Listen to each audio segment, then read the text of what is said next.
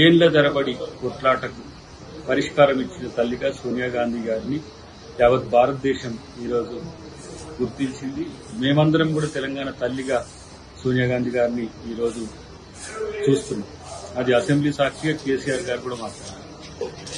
ఏదో రాజకీయంగా పోటాపోటీ కొరకు తెలంగాణ బాపుగా కేసీఆర్ గారిని అభివర్ణించడం అంటే అది తెలంగాణ సమాజాన్ని అవమానపరచడం ఒక రకంగా.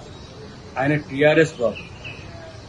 తర్వాత ఆయన తన రాజకీయ స్వార్థం కోసమో రాజకీయ ప్రయోజనాల కోసమో తెలంగాణ రాష్ట్ర సమితి అనేదాన్ని భారత రాష్ట్ర సమితిగా మార్చింది.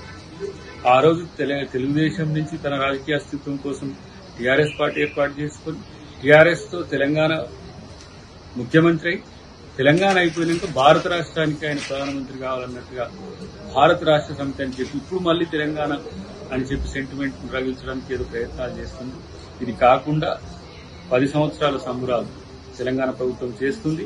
ప్రతిపక్షాలను, ప్రజా సంఘాలను, ఉద్యమకారులను, విద్యార్థులను అందరినీ గౌరవించే ఒక కార్యక్రమం తెలంగాణ ప్రభుత్వం చేస్తుంది. కాబట్టి దాంట్లో అందరూ పాల్గొని తెలంగాణ సమాజపు లక్ష్యాలను, ఆకాంక్షలు నెరవేర్చేదానికి సహకరించాలని కోరుతున్నాను.